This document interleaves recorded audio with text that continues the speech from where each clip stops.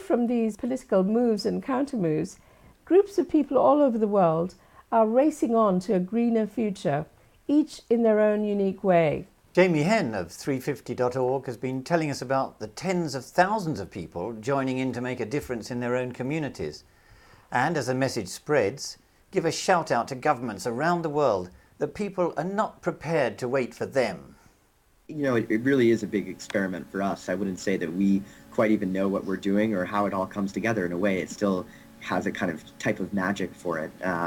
Last year when we did this International Day of Action, we created a Flickr set, which was getting photos sent in by email from around the world. And that site collected something like 20,000 photographs in 48 hours.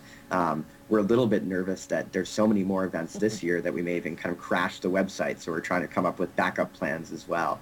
But it's just amazing to see that the level of creativity and the level of passion that people bring to this issue. The photographs that we get from around the world are just such a testament to the work that's happening on the ground and the really amazing work. It's not just the same photograph over and over again, but really different images of people or places or huge crowds or just one or two people, and shows that there's just an incredible diversity and incredible creativity of people getting involved in this issue. Give me an example, Jamie. I mean, you mentioned several already, which are interesting already, but give me an example of one that's really taken you by surprise or has really stirred you more than you expected. I think that, a pair of them, which I find really heartening, are both solar installation type projects, but one of them is taking place in Las Cruces, New Mexico, here in the United States. And it's a group of friends that got together and raised money online from their friends in their community to have enough money to go weatherize and then eventually install a solar panel, which they'll be doing this weekend, on a homeless shelter in their community. And the goal is to really provide this place the type of weatherization and technology they needed so that they wouldn't have to spend so much money on electricity as well.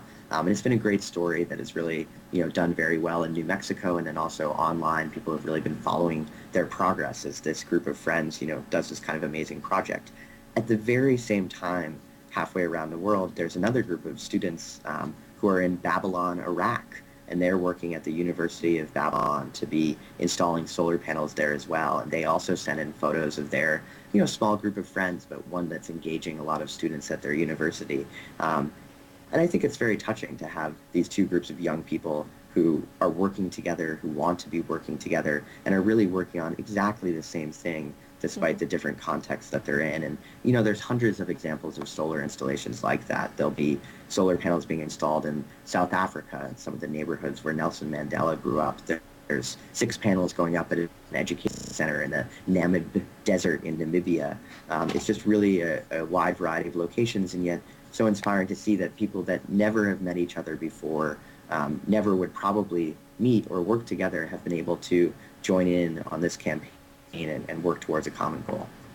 The strongest countries where we really have huge mobilizations of people are places like India and China. I remember a photograph from last October 24th, which came in from Bangladesh, and it was a group of people sitting at a workbench in a sweatshop there, and on the caption of the photo it explained that they weren't able to find enough time to take off work to come take part in a demonstration, but they still wanted to be a part of this International Day, and they sent a photo with them holding sheets of paper that said, "I know what 350 ppm is, do you?" That's great, Jamie. Thank you so much. So remind us exactly how, if there's somebody who's not already connected to this day, how, but would like to, having heard you speaking now, how should they try and link up with you or do something? They've still got 2-3 days left to organize something with their families or friends. How should they go about it? That's right. I can't believe I got through a whole interview without really talking about the website more than I did.